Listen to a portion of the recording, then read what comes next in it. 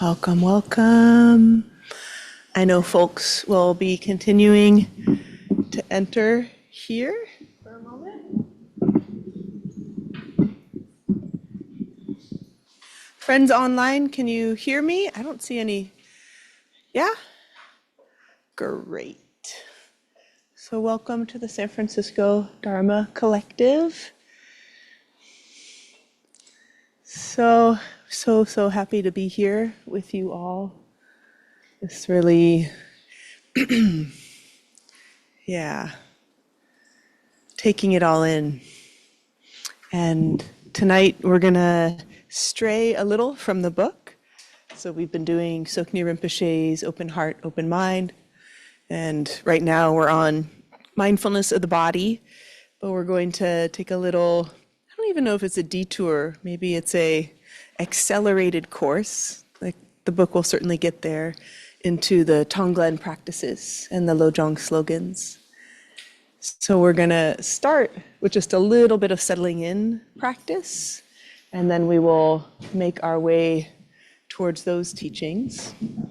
I recognize most folks in the room, but for folks I don't recognize, welcome to the San Francisco Dharma Collective.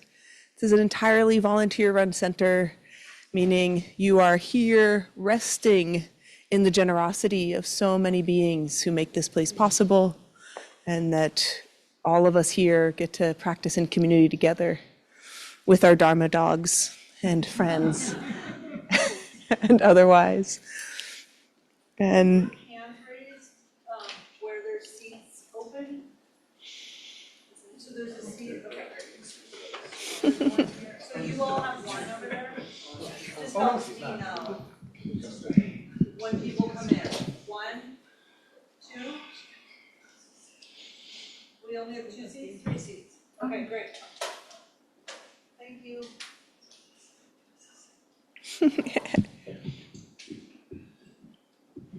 So let's give ourselves a moment to find ourselves here. So in whatever way feels natural and comfortable, inviting attention and awareness into the body.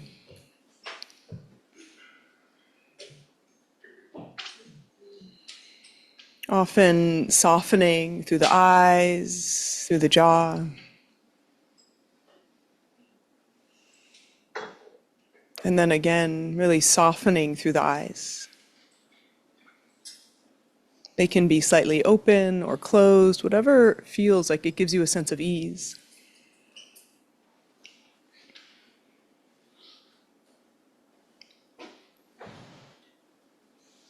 And inviting a sense of warmth at the heart.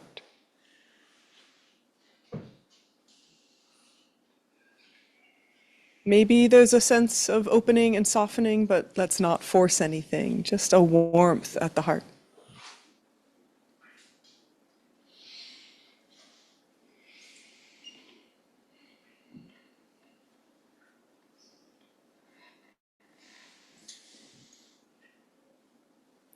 And then finding ourselves established in the belly.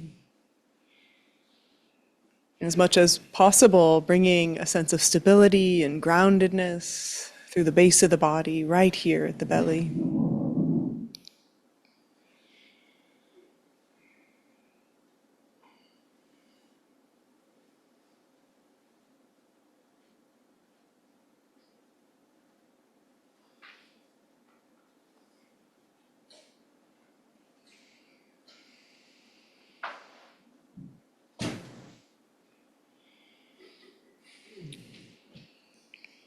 Three breaths here, really inviting a fullness of breath through the belly.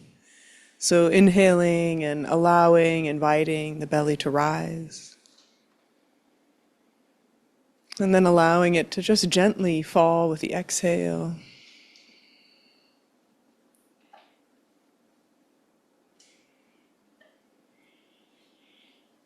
And twice more.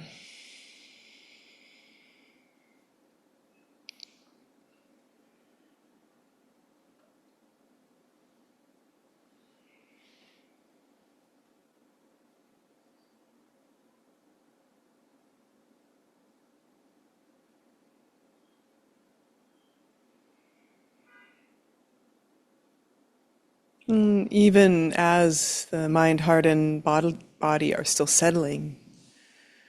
One more time, coming back up now through with our attention and awareness. Stable belly, warmth at the heart. And then inviting a sense of openness or clarity at the crown.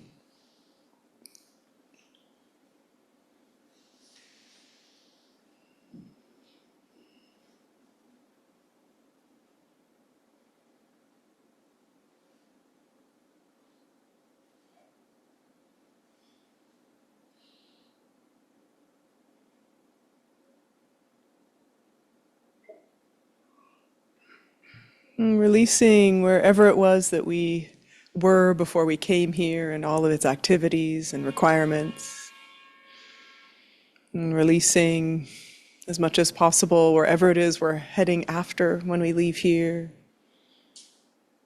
And with this next breath, finding ourselves situated right here, this Wednesday, this evening, under this sky, in this moment.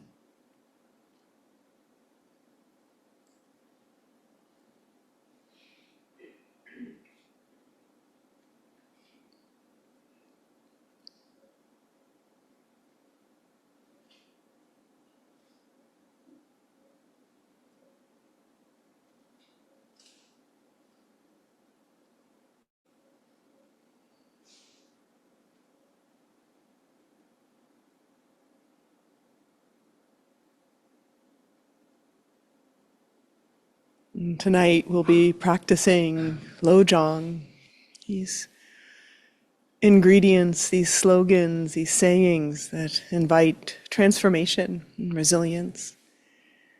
Beginning with the very first preliminary, taking this next breath and taking in the preciousness of human life.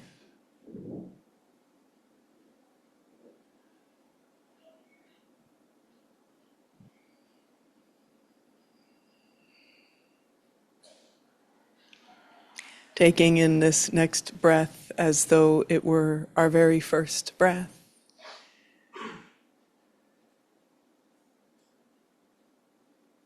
Even releasing this next breath, maybe as though it could be the preciousness of our last breath.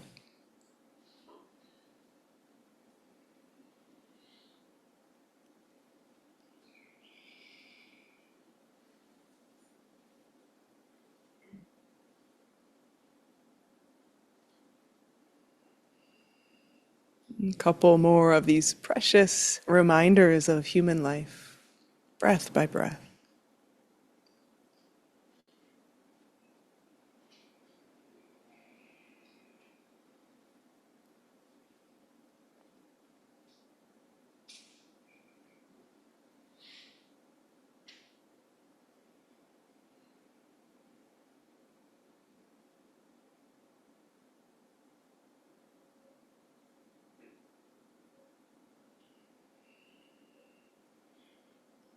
Part of this preliminary practice of Lojong includes not only the preciousness of human life, but recognizing impermanence.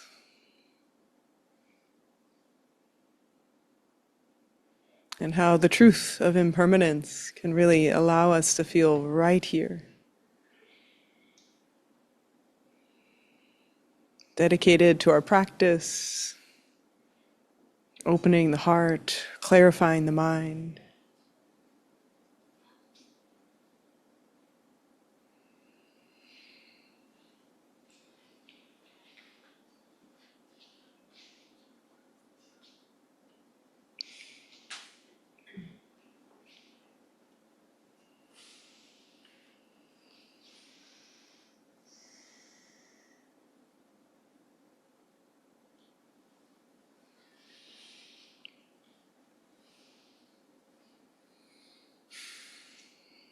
And these slogans, these reminders are not meant to bring us down. They are meant actually to bring light, bring clarity, to motivate our practice.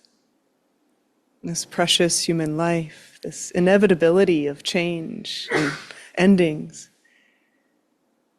And this clear seeing that everything is connected, the interdependence of our thoughts, our actions, our movements through the world.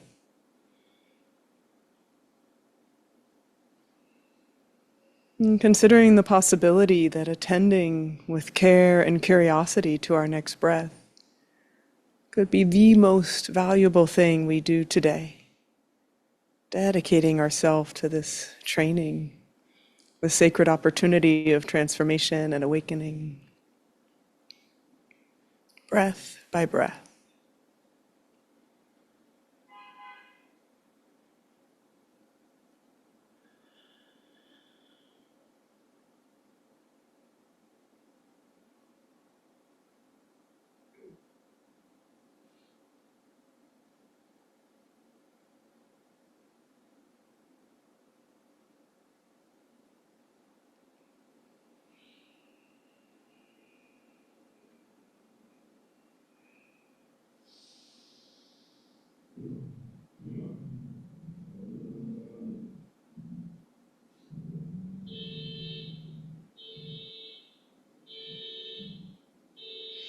Every phenomena, every sound, every sensation, every distraction or interruption could be further reminders of impermanence and change, interconnection, and even hearing an annoying car alarm. We still get this faculty of hearing, which allows us to hear music and the words of our beloveds. Can we relax with whatever arises?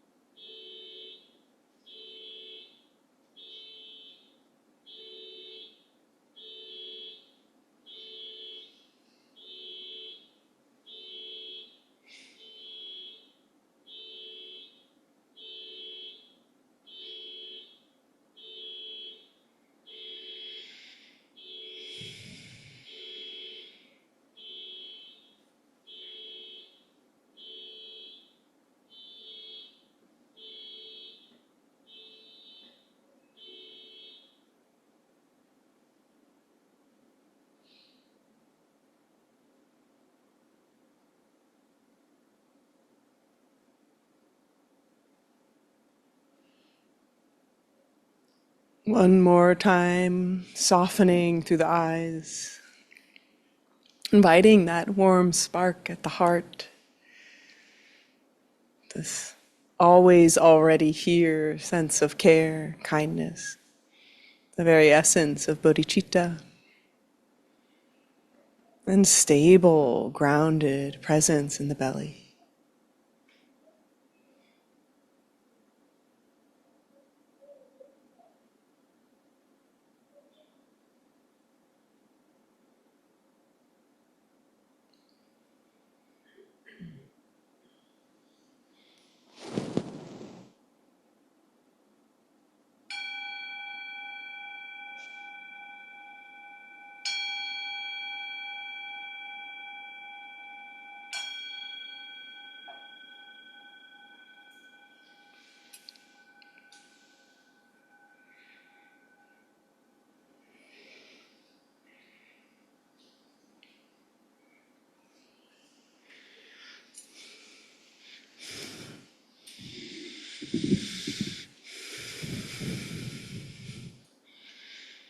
Welcome again.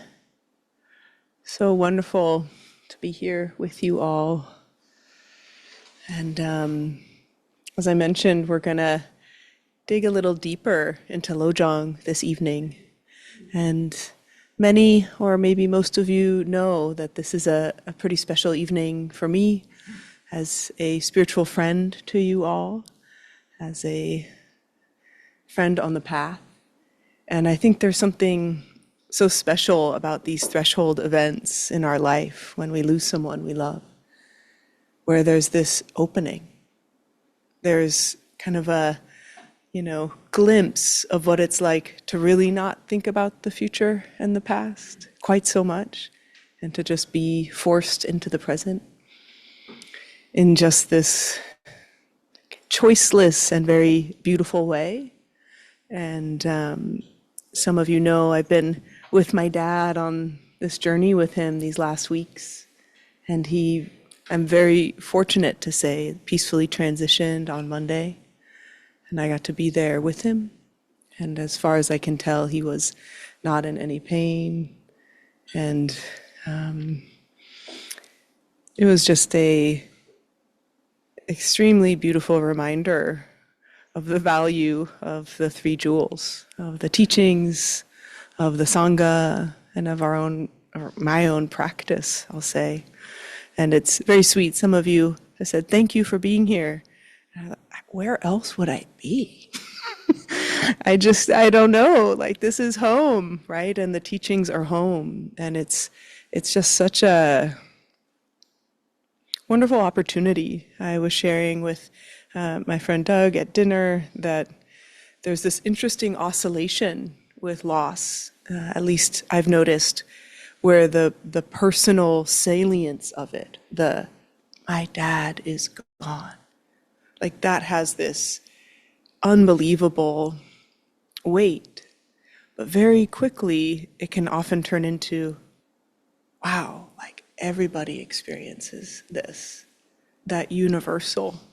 And the oscillation between the two can make you feel pretty expanded and extended. And I think in a really possibly protective way, kind of altered, like these first days of grief, depending. I know it's very different for different folks, depending on the context of the relationship you had with who departed and how you were able to be there or not.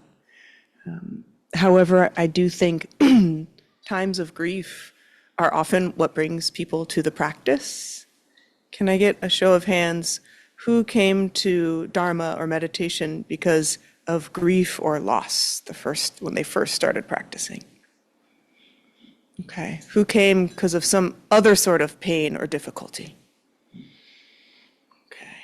Who came because things were going awesome? Hey! You're exceptional. We know that. Yeah. I mean, there's such an opportunity when we are, grounded, like literally grounded, right? Almost in some ways kind of cut down at the knees by life. And we have an opportunity to receive that. And as is said in the Vajrayana, turn the poison into medicine. And these Tonglen practices, some of you might remember Chandra and I went through these, I think it was 2020. Do you remember, Mace? We did them twice. Did we do them twice? Yeah. It was before the pandemic, we were also. Yeah. So there's 59. Tonight we're going to do like 3. Maybe we'll come back. I love the Lojong. It's such a beautiful set of teachings. And for those of you not familiar, Atisha, who's an ancient teacher in the kind of, I think, 10th century, brought these practices from India into Tibet. And then they were further kind of elaborated on by Chikawa, and he made more passion of his life, the full passion of his life, to translating these Lojong into slogans that people could really understand and use. And many contemporary teachers to this day, not only the living lineage masters of Tibetan Buddhism, such as Tsoknyi Rinpoche, who we're studying here, but his teachers, right, Dilgo Khyentse Rinpoche, of course, His Holiness the Dalai Lama. These slogans are used like alchemical fuel, right? They invite us to turn towards, very often, what is difficult instead of turning away. And not only to turn towards what is difficult, but to invite it closer. And this often goes against our habitual pattern of turning away from what's hard, right? And also trying to protect our own comfort. And the practice we will set up and do this evening of Tonglen it's in some ways like a confrontation of that habit. And we've talked here many times about the practice of bodhicitta, or waking the heart for the sake of all beings. That is the Buddhist term for it. It is also considered a kind of enlightened self-interest from the point of view of contemporary psychology. If we want to be happy, as the Dalai Lama often says, we should practice compassion for ourselves.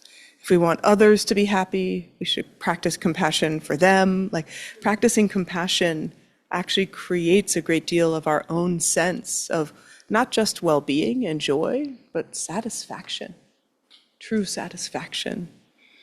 And this practice of bodhicitta, it does mean turning towards what is difficult.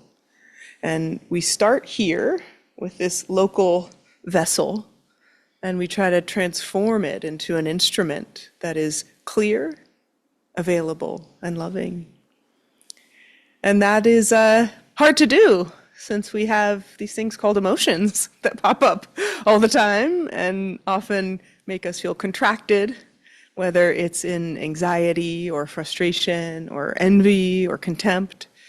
So this training, this kind of establishing this instrument for empathy and for compassion means turning towards what we often find to be difficult, and turning towards what we think we'd rather be distracted away from, or maybe deny or avoid or suppress, with so much care.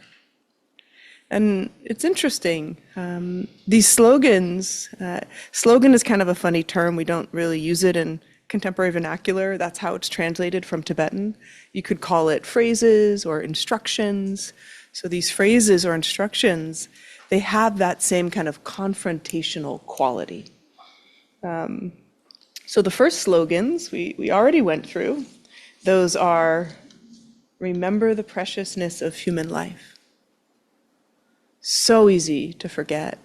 And as our community beautifully gathered for Dia de los Muertos just a couple weeks ago, and we did practice here of impermanence, and reminded us that there's often a saying, you'll hear in Tibetan Buddhism, that if we could remember impermanence most of the time, or 80% of the time, we would be almost all the way to enlightenment. So if we could remember that this life is going to end, and every life will end, it would shift and change our view of living so completely that we'd almost be awakened already. So, why is it so hard to remember that? Any thoughts? Why don't we keep impermanence in mind? Like, it's not like a secret, right? Is this news to anybody here? No. Why is it hard? Sometimes it's scary. Yeah. What's scary about it, Jimmy? Sometimes impermanence is totally cool. Like this isn't gonna last. It's gonna end, and that's good. And then other times there's stuff that you.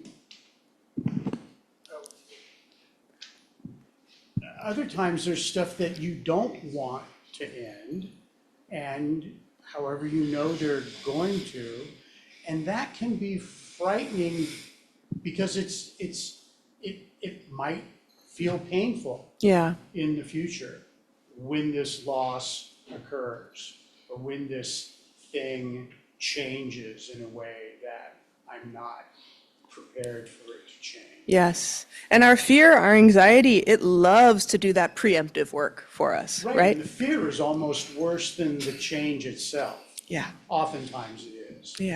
Yeah. Great clear seeing. Anybody else? Why don't we remember this truth of impermanence? Why aren't we all on our way to being fully enlightened with that reminder? It's hard, and you get wrapped up in the circle of dealing with problems, and you forget that actually there's all these other great things around you. Yeah. Yeah, right? And that's, you're pointing there, which I love, to the impermanence of things that are hard to be with. And if we could remember that, we also have that taste of freedom. Yes, please. We love to be here. We don't like to go away forever and ever. The ever and ever makes it very difficult. Yeah, yeah, yeah, And also, we are afraid how it's going to be that moment, like so scary, or you want to grab to life and you won't be able. So you lose your strength, your knowledge. You Yeah. become almost nothing and then nothing. yeah, yeah. Feeling of being nothing is scary. It's unknown, right? And so much of our kind of neurotic preoccupations, our obsessions, our habits, we're kind of avoiding that core seeing. And as Jimmy suggested, it sometimes prevents us from fully living. And as you might remember in the beginning of Tsoknyi Rinpoche's book, he talks about real but not true. His fear of heights preventing him from moving through the world in a meaningful way. And he gives such a simple example, like wanting to cross this glass bridge at the top of the towers in Kuala Lumpur and looking down and being like, oh no, I can't do that. And even seeing all the contemporary information of other people walking through, holding hands, like they don't fall through, right? But that can't get into, for him, which is this kind of database, right? This old story, this old fear. And it's interesting that so much of what is preventing us from living here and now is projecting that old fear into the future, and also just that unknown of the future together. So it's really interesting to start kind of taking a more kind of close and fine-grained look at what is preventing us from seeing this very first aspect of this training, which is this is a precious human birth and it will end. And I think when we practice with that, we don't have to do it all the time in a nihilistic way, right? Because we can go too far and think, because everything ends, nothing matters. I enjoyed that point of view in high school.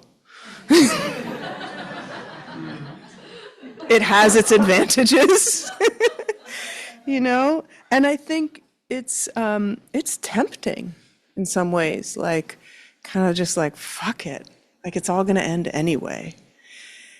And so there's a real courage in like being with that and saying, and I still care. Yes, like everything ends at some level. Because it ends, it doesn't per se matter, and yet it's still meaningful. It's still worthwhile. And that's where the kind of wisdom of this first of the Lojong Slogans weaves in. So the, precious human life, this opportunity to have a body and all of our senses, and then this truth of impermanence. And then we can see clearly that all of our actions and behaviors, they have, every action has a likely and equal reaction. I think I butchered that, but you get the idea that everything we are doing is kind of supporting a certain momentum in a certain direction. So there's not just the inevitability of suffering, there's an opportunity for us to move towards activities and behaviors, and especially worldviews, ideas about how we live life that can feel supportive around this ultimate truth that everything ends, and everyone we love ends. Just sitting with that on its own would be overwhelming. This idea that we have some volition, we have some choice, we have some opportunity. That's what kind of balances it.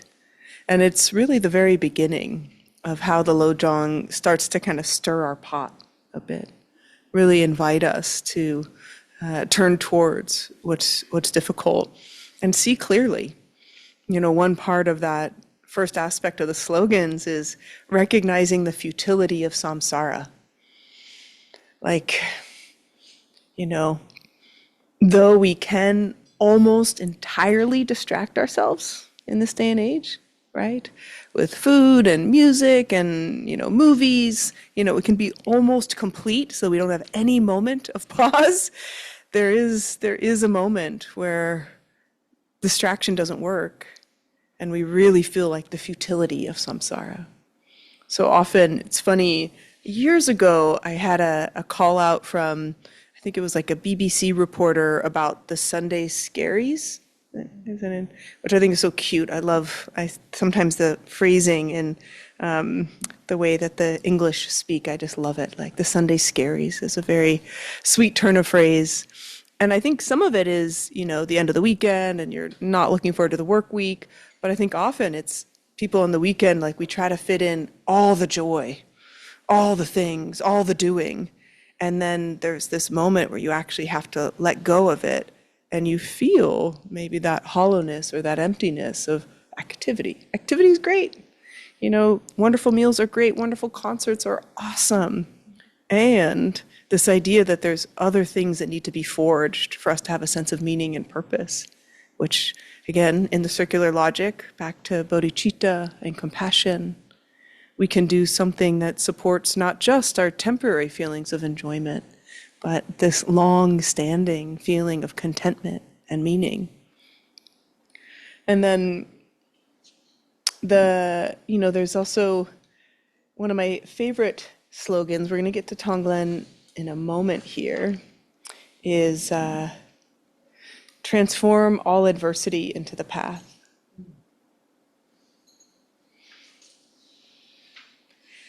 And to just let that one settle.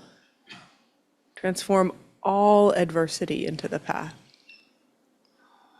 It means everything not only is welcome, but everything actually is an accelerant, possibly, in our awakening. Even great loss and disappointment, even huge fear and uncertainty, like all of it has this seed potential to become our path. And without even exploring it, does that resonate for some people? Has this been something you've experienced? Right? Yeah. There's a real, I don't know the right word, I guess opportunity to just let that one sink in over and over. And I think sometimes for folks very familiar with Buddhism, we kind of say it flippantly, turn all adversity into the path, everyone's your teacher, right? All the difficult, impossible people in your life, that's your teacher. But this idea that, we can, and that it's not just turn everything into the path, it's adversity. And again, a funny translation, it really is grief, obstacles, loss. Yeah, and I think,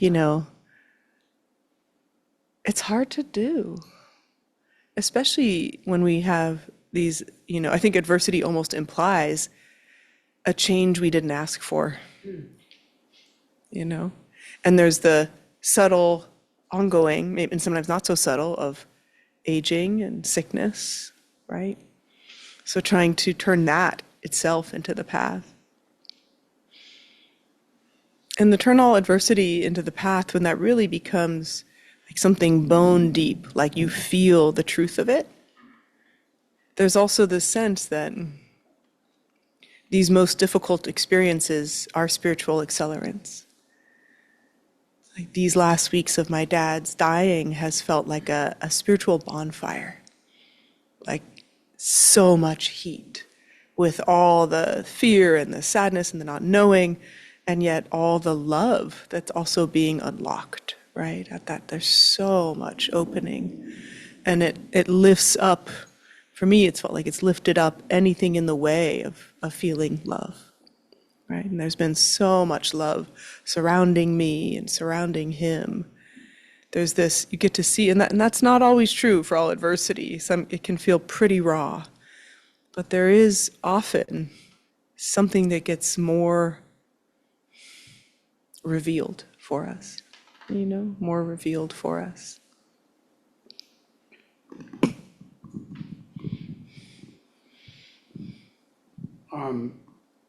There's a quote that I'm not going to even try to remember, but the gist of it was that people who are grieving some horrible loss are thought of as being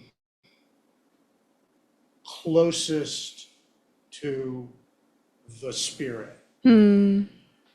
Because at that point, we've given up the hope for any outcome other than than the loss. Yeah. And in that moment, it's revelatory in a lot of different ways for each individual person, but there's that sense of a certain sense of relief because the worst has happened. Yeah. I've experienced this loss, and I'm no longer hoping for a better outcome. Yeah. Yeah.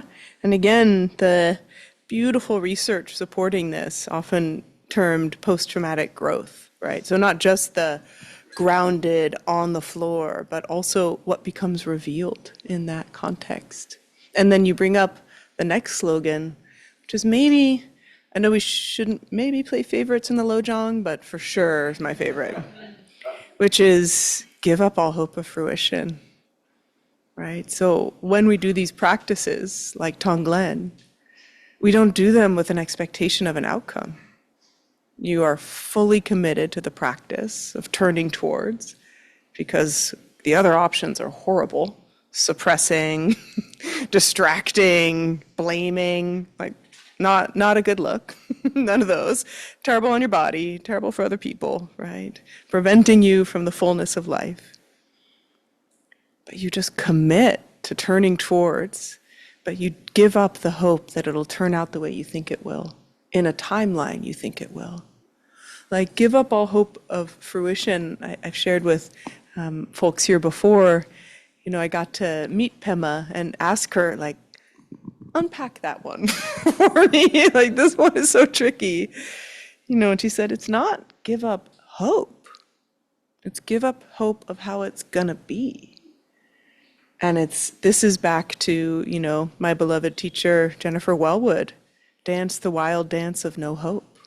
Right? Stop making deals for a safe passage. There isn't one anyway, and the cost is too high. Right? Just this really giving ourselves to the truth of impermanence opens us up. Yes.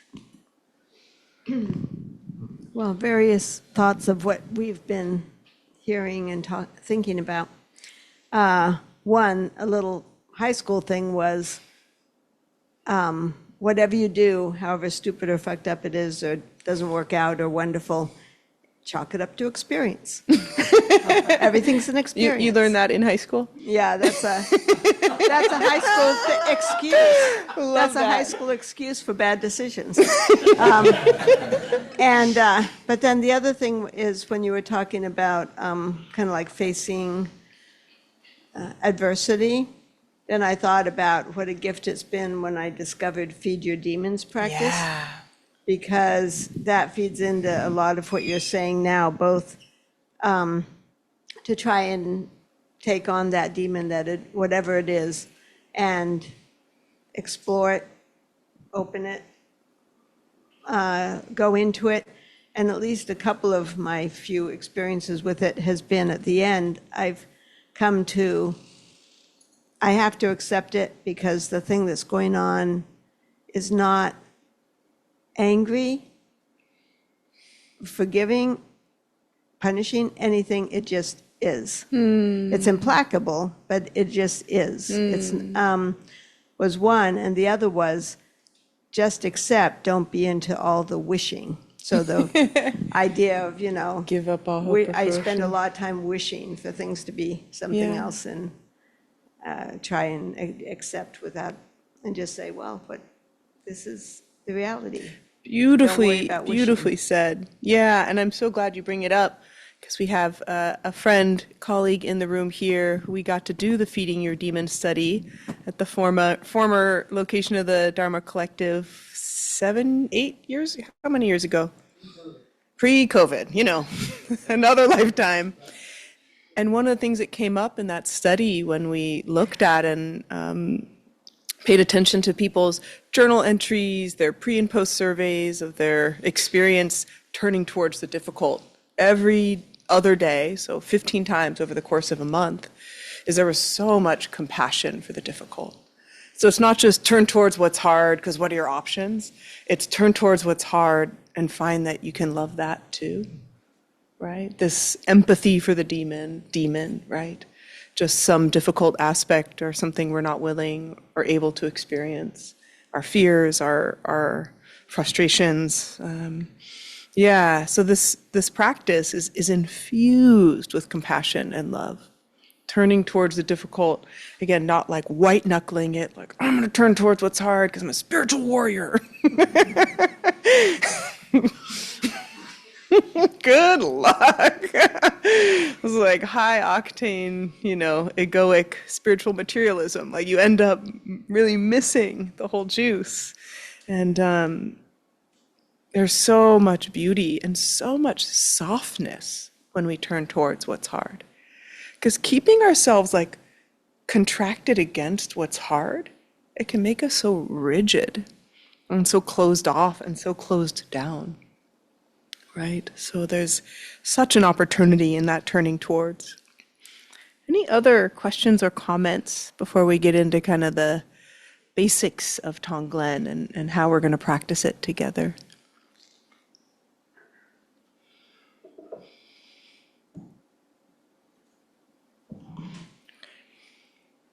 So who here has done Tonglen practice before?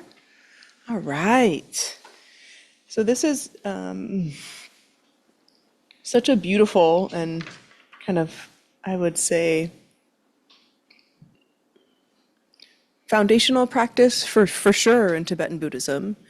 And instead of engaging, our focused attention on the breath alone, we're engaging our focused attention in visualization.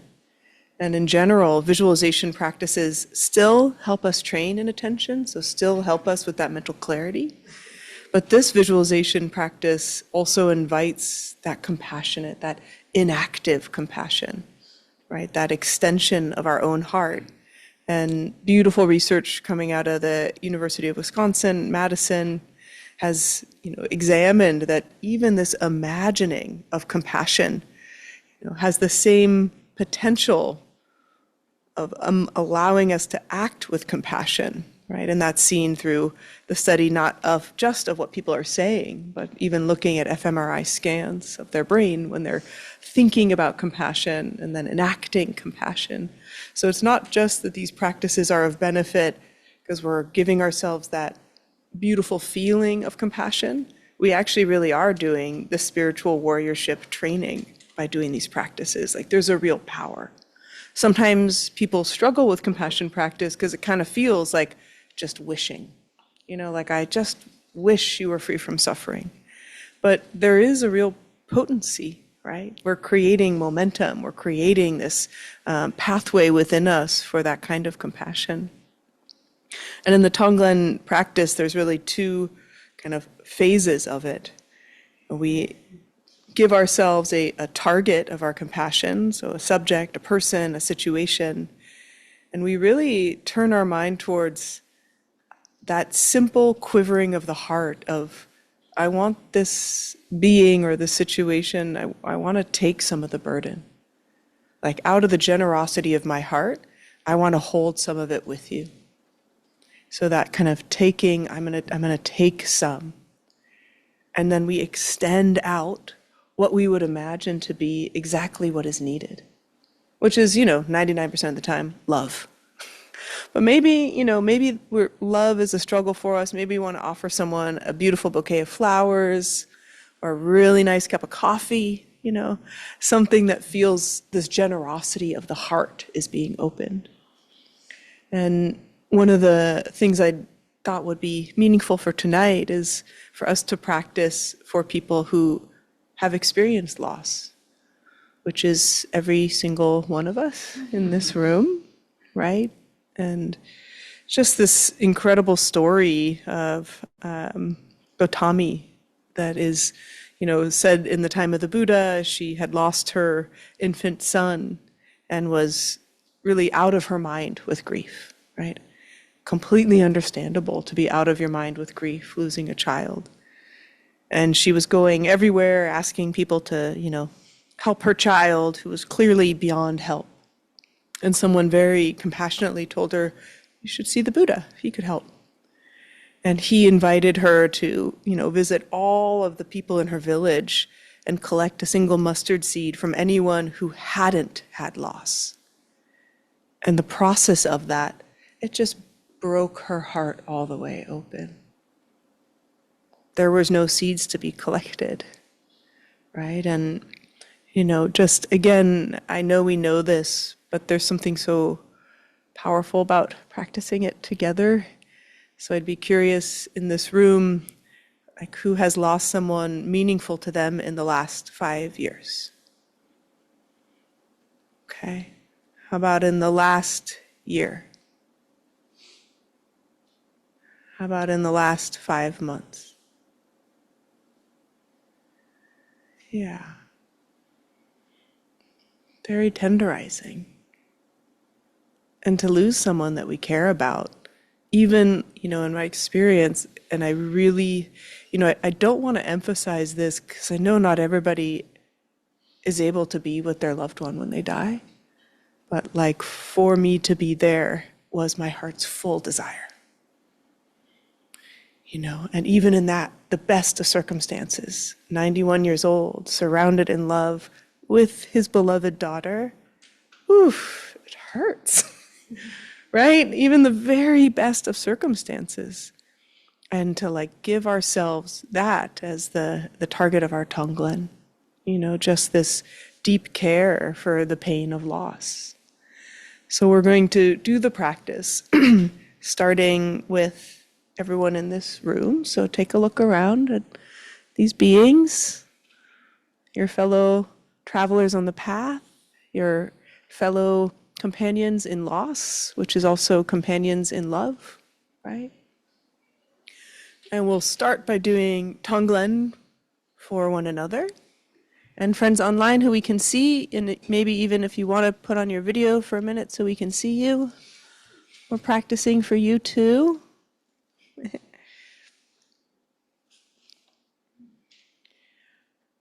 And then we will move on to practicing for someone in our life who we think needs this right now, someone who has experienced loss.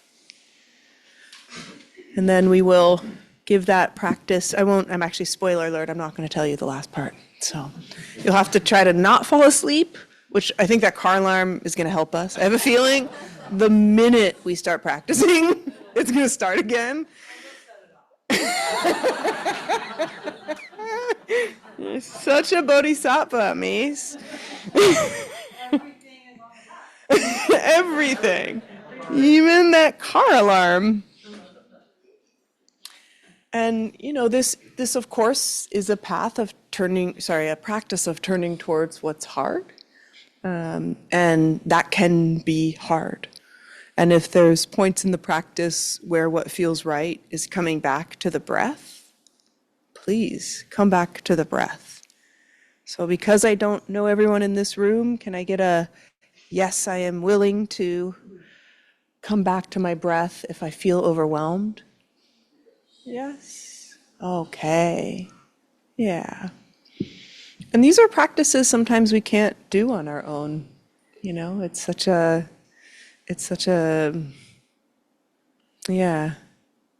special opportunity to practice it together. So we'll probably practice just about 15 minutes. Then we'll do a little reflection. So, especially if you're sitting in a chair, you might want to give yourself a little space from the back of the chair so that you're not so inclined to feel sleepy. And then finding the upright spine by inhaling the shoulders up to the ears, exhaling them down the back. And one more time, inhaling shoulders up, exhaling back. One last time together.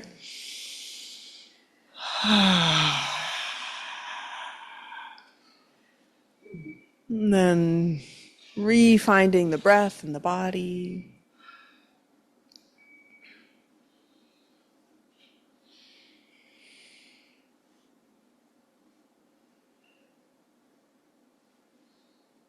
Softening through the eyes, through the heart, landing in the belly.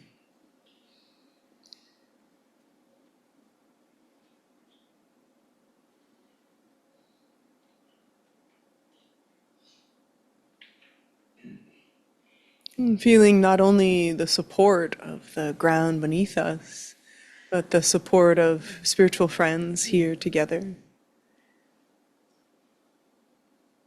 And the support of the teachers who have been sharing this practice generation after generation after generation. The love and the generosity of that sharing of those teachings so they can be right here with us.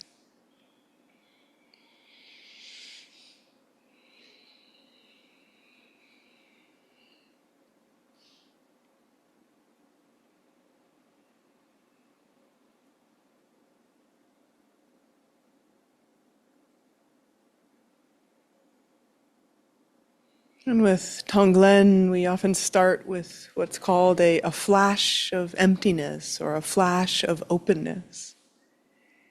So for a moment, see if you can feel, sense, or imagine the boundlessness of the heart. The heart that has been opened and broken way more times than we could ever recall. The heart that will likely be opened and broken many more times than we could ever imagine.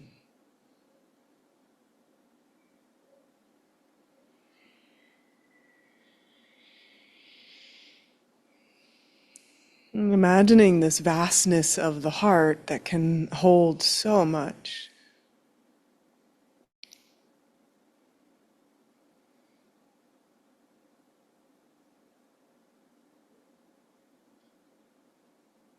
And feeling the body and the presence of this body of compassion.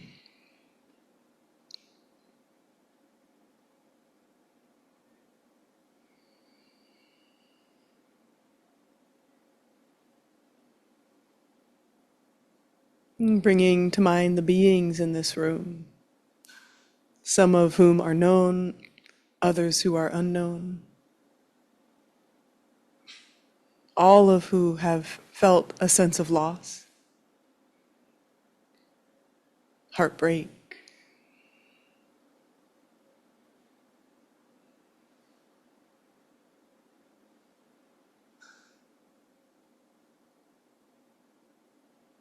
And letting that beautiful quivering of the heart emerge, that sense of care for this shared experience of losing what is loved, and the deep ache of that.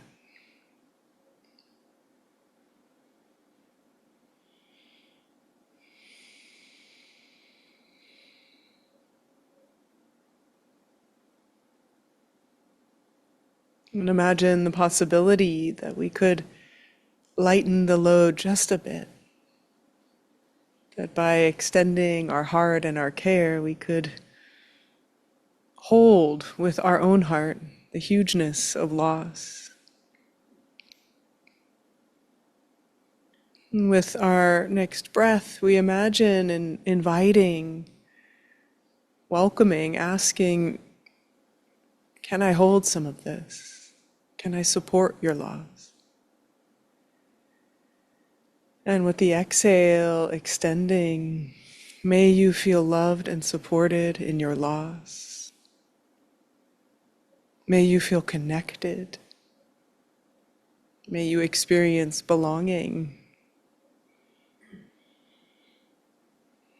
And continuing for the next breath with that inhale, bringing it close, making it real, this loss and this aspiration to alleviate loss. And then with the exhale, that radiant heart. May you feel loved and supported. May you know the love right behind the loss. A couple more breaths here. Each time refreshing by bringing to mind the beings in this room.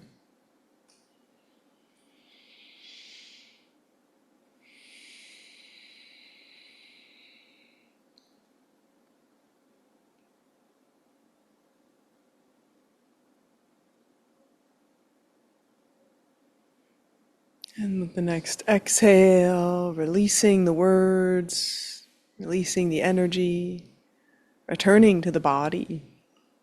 Just noticing the experience of sensations in the body, what may have shifted or changed.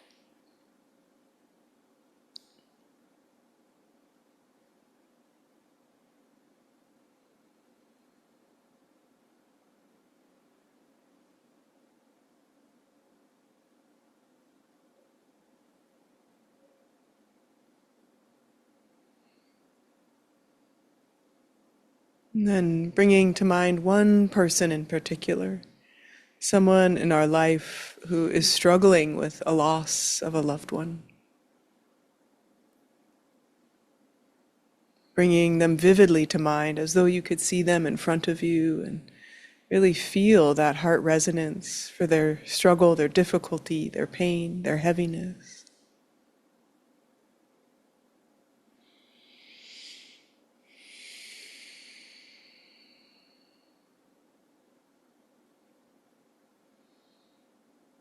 Trying to make it a felt experience, not a concept or idea of their difficulty, but feel in your own heart that quivering of compassion.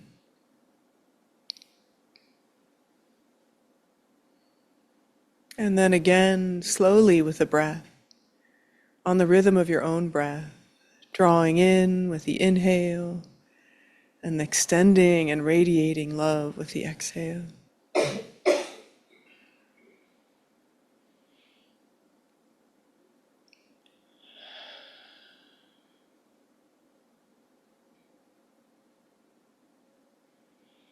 Again, the inhale, that generosity, that willingness, that invitation. And the exhale, may you feel comforted and loved. May you know peace. May you sense the love right behind the loss.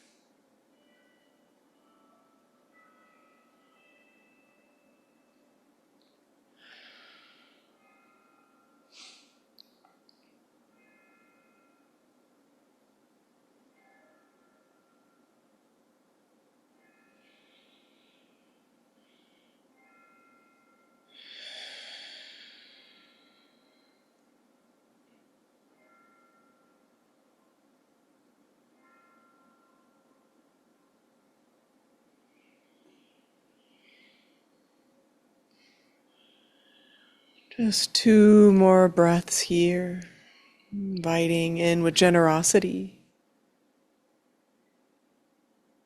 lifting and holding the heart of this being, extending out that care.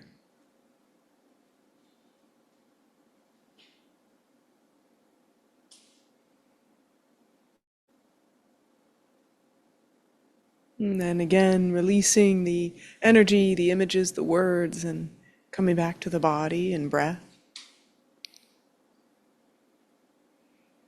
Recalibrating the heart, remembering its boundlessness, its timelessness.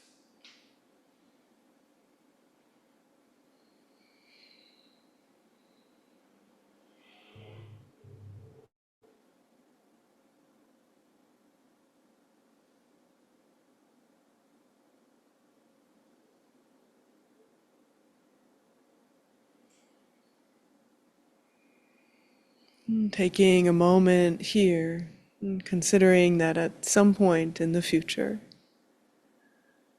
this precious human life will end. And that at that time, there's a possibility that we can feel held and loved. And consider the possibility of wishing that for ourselves. So opening that quivering of the heart to that longing and aspiration. May I feel held and loved at the very end. May I feel peace and ease at the very end. Once again, with the breath, taking in, inviting this wrapping of our heart around ourselves, and exhaling this aspiration. May I be loved and held at the end. May I know peace and ease at the end. May I feel free. Just a couple more breaths here.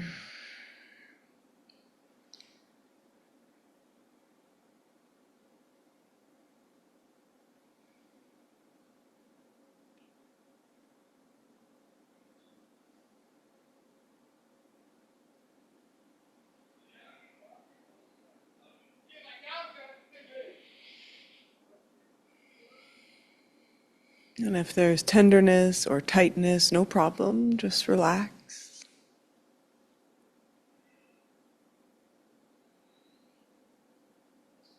And see if we can connect to that boundless quality of heart.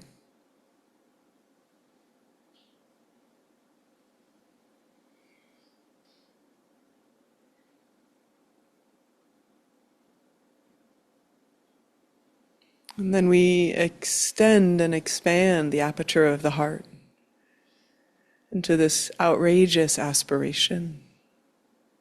May all beings at the end know they are loved. May all beings at the end feel peace and ease. May all beings relax into freedom.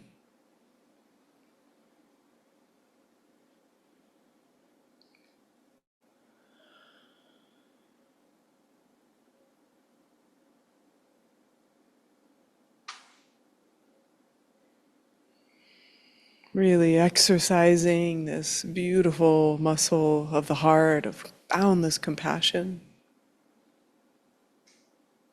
May all beings everywhere at the end experience love and holding. May all beings everywhere feel peace and ease. May all beings everywhere relax into freedom.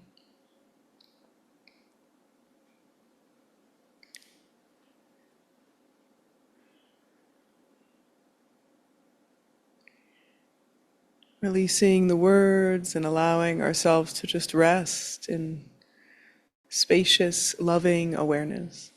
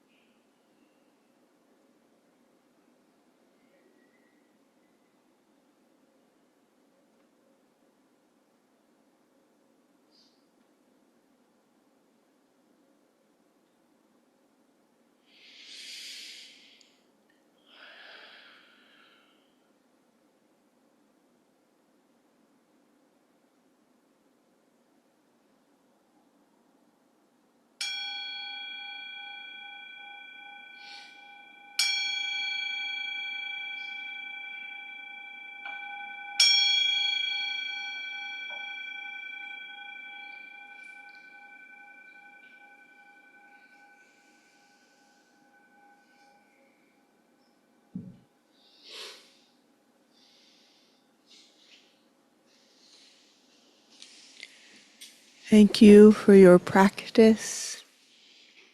for your tender, beautiful hearts. We're very fortunate here at the Dharma Collective to have the opportunity to connect and reflect together.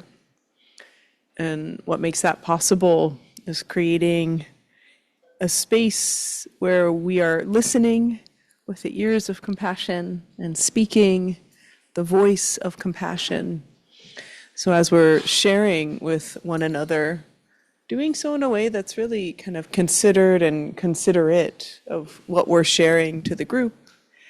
And as we're listening, really kind of holding what is being shared as, a precious offering. And as best as possible, without judgment, without contraction. And I know this is a tender practice. Feels so beautiful to do it with you all. And I'd really love to hear people's reflections or questions on it. And does it seem okay that we can hold this space with each other, listening with compassion, speaking with compassion? Yeah. Okay. So for friends who are here, we use the mic so friends at home can hear. And for friends online, kind of like raise a hand and we will go from there. Any questions, reflections? Kate, are you lined up for that or? Okay. Come on, kick us off. Well, it was a tender one. I love Tonglen. I love the Lojong. And I think, I obviously love you and care for you and your family. So that was very upfront for me and the object of my Tonglen. And so that was really sweet to partake in the love that's surrounding you and your family right now. And of course, just imagining the loss of so many people. It was sort of like I could do a little thread, for a little bit, but then when you really panned out, it was just like this universe of dark, or something where it was just like, I don't know if I can take all, it's too much.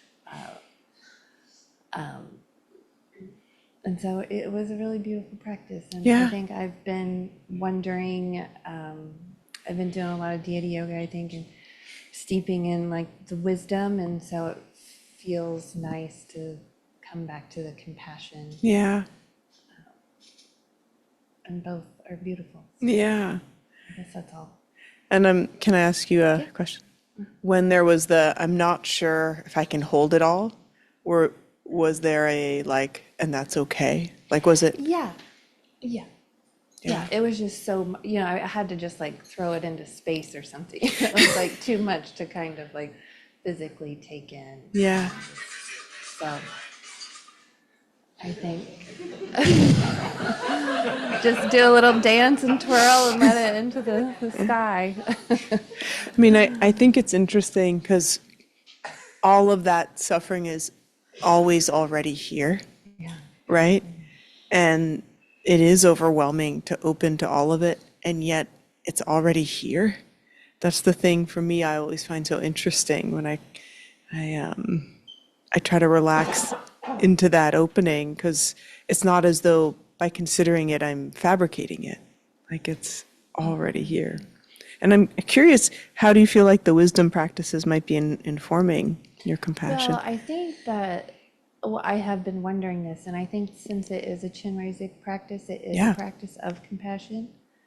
And so they're not different, they're not separate, they are the same thing. And so I think that's what I'm working on. Beautiful. It's the one taste of it. Yeah, I feel that in you. So, thank you so much. And I can pass around the mic. Other questions, reflections on the practice, challenges, objections?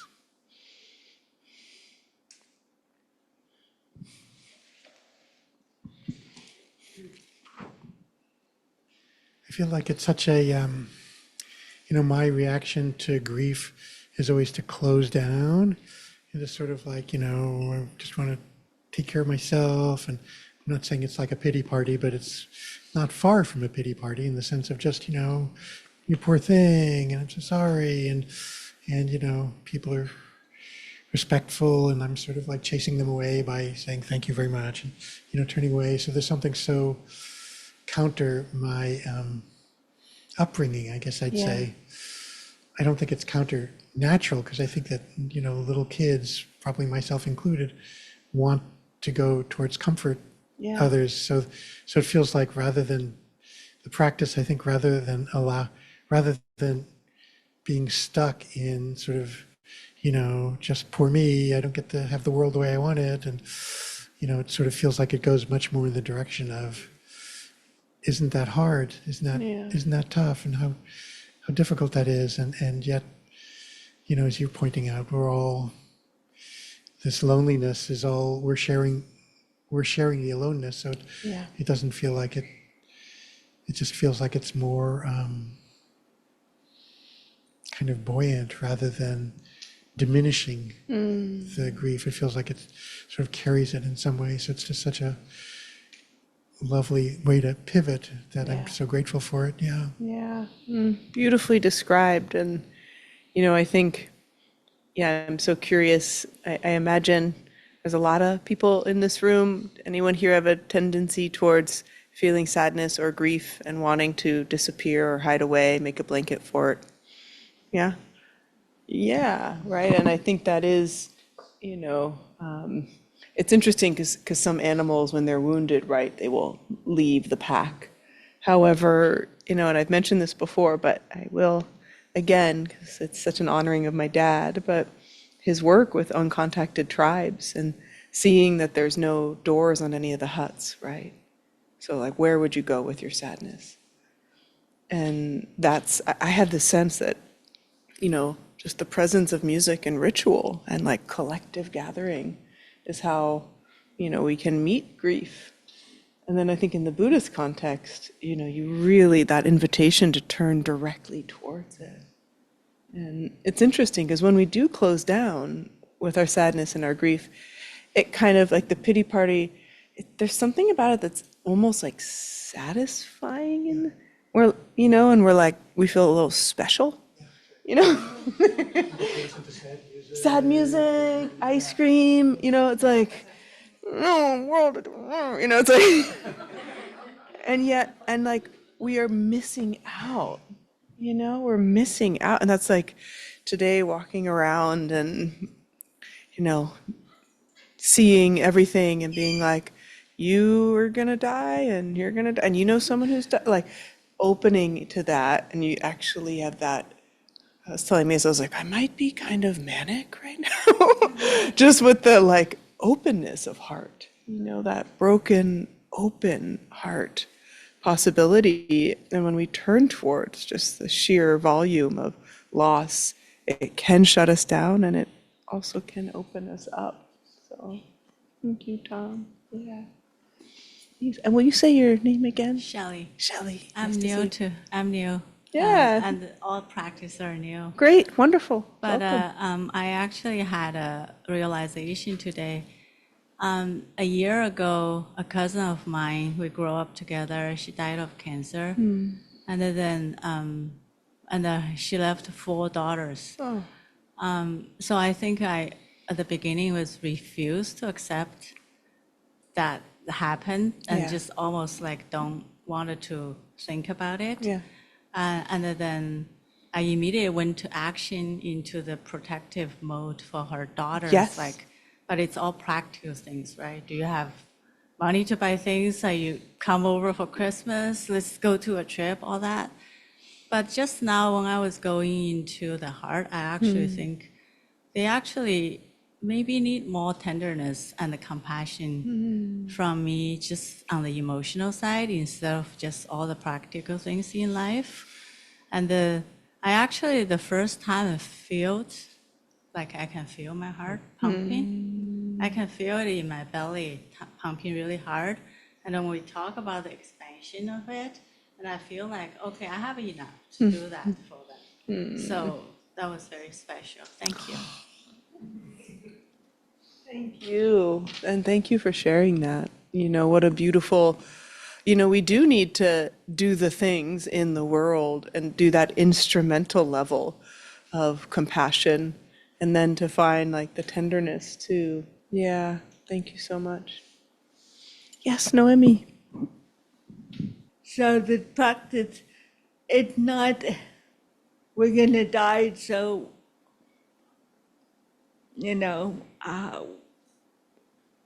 why bother? Yeah. However, I don't feel that way. But I feel like I'm in this ambiguous Yeah. place of, if I died tomorrow, the only thing I care about is not having my sister have to deal with my mess. Yeah. And it's kind of convoluted. I told my friend that, well, I can't do it yet because my apartment is in such disarray that, so maybe I don't want to because Yeah. I keep my apartment in. I mean, I'm not messy, but it's just, Yeah. I have 50 years of stuff in my apartment. Yeah. And I started cleaning, so who knows? Yeah. What? But the fact is, my mother died almost 2 years ago. Yeah. And I've been thinking about her. And she had been the biggest loss. Yeah. And in the last 10 years, I've lost many people. And that's sad. And yet, I don't know, the need for my own death, I'm not Yeah. worried. It's like, Yeah. I don't care if I'm not here forever. Yeah. And I mean, such a beautiful and tender share, Noemi. And I think there's so much there for personal reflection too on, that preciousness of human life. Like, can we balance the preciousness without feeling the grasping? Because I think having like a loose hold is so beautiful if we can. And especially when we've like kind of shepherded the people we need to shepherd, when we know loss intimately, when we don't have that fear. But I think that also checking in on, can we feel the preciousness? Because sometimes when we have that loose hold of not grasping, it can make life feel so saturated and beautiful, or sometimes it can feel like we're kind of missing, like we're not quite living our life as it is. And yeah, I think that would be a beautiful inquiry. And because you're such a dedicated practitioner, like you can really be, onto yourself, right? And checking it out. Yeah. Yeah. And Yeah. it is that balance of Yeah. wretchedness and yet, Yeah. Right. Preciousness and openness, right? and Yeah. maybe tomorrow. Yeah. Well, I hope not. But I won't grasp. And yeah, I think it's interesting to feel the kind of the fragility of life, right? Like never knowing, and it really could be any moment. And then that other piece, saying at the beginning of, and it really matters. But it's really great for, I do think when we've faced a lot of loss and especially lost a lot of people close to us, it can be pretty easy to feel like, yeah, that's natural. Like loss is natural, and not have the big reaction to it necessarily. And sometimes that can be a real spiritual momentum to us. So it's like really finding the beauty of the in-between. Thank you. Thank you. Yeah. Any last comment? Yes, Robert? Do I need to use that? Yeah, just so folks online can hear you. It doesn't amplify. Okay. Thank you. That was great. Yeah.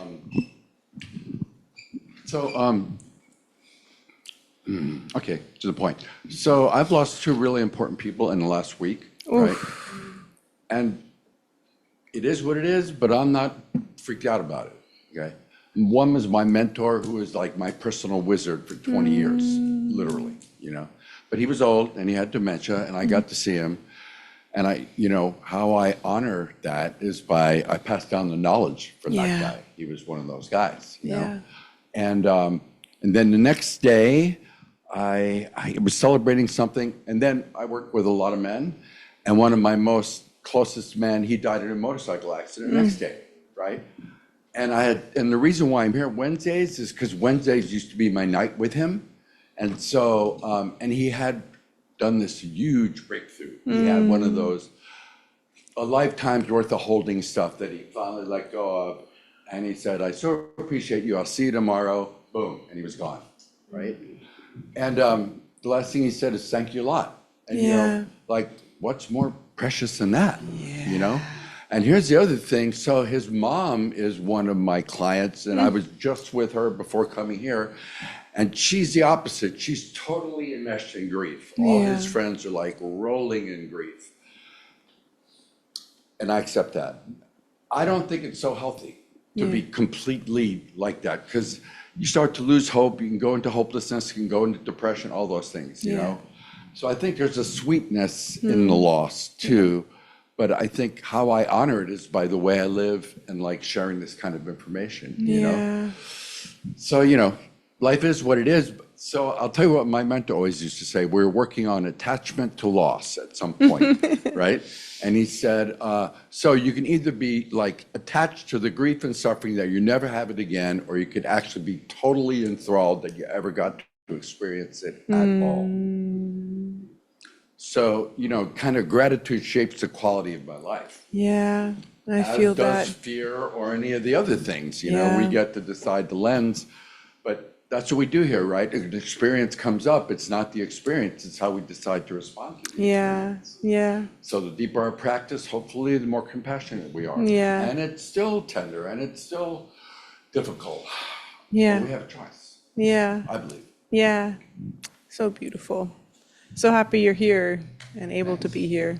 Yeah. Respect to the family. Yeah. Thank you. And I think, there is, I'm for sure going to do a lot of ugly crying coming up.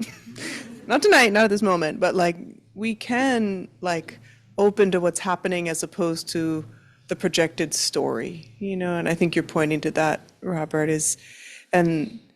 feeling the personal, intimate level of my loss and my grief also matters. It's not that I transcend that, or should idealize it. But when we leave ourselves open to, like you said, the gratitude, like, wow. Yeah.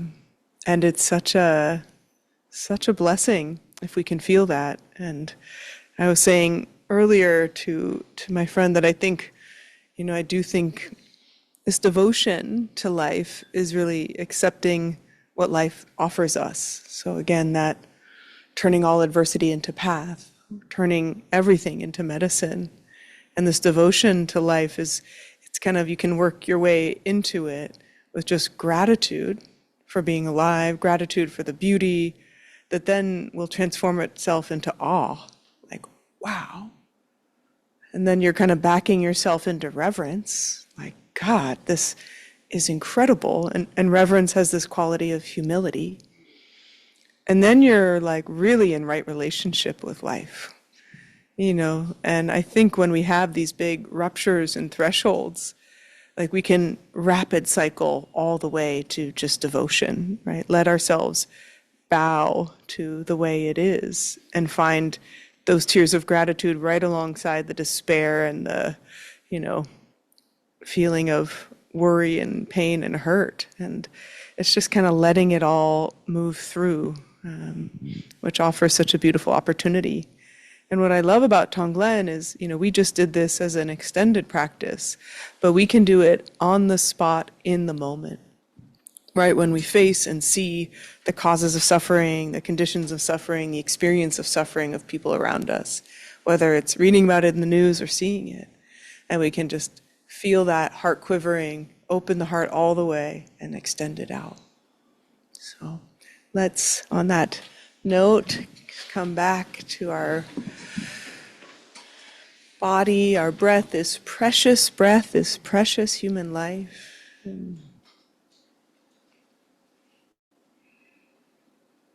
Yeah, feel the beauty and the depth of what has been shared tonight.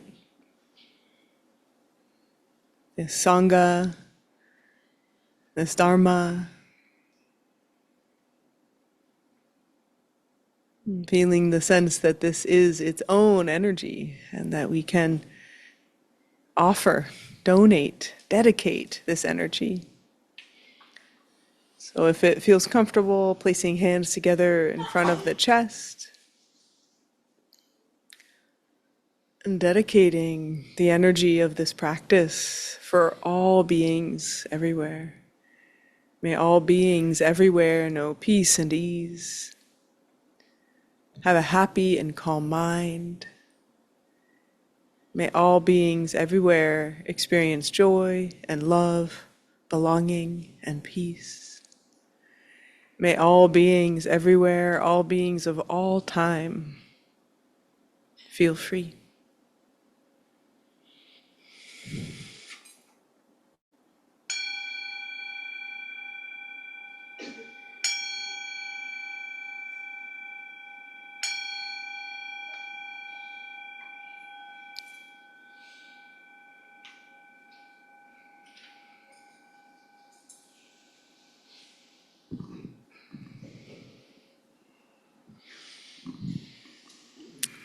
Thank you, thank you, thank you, thank you, thank you.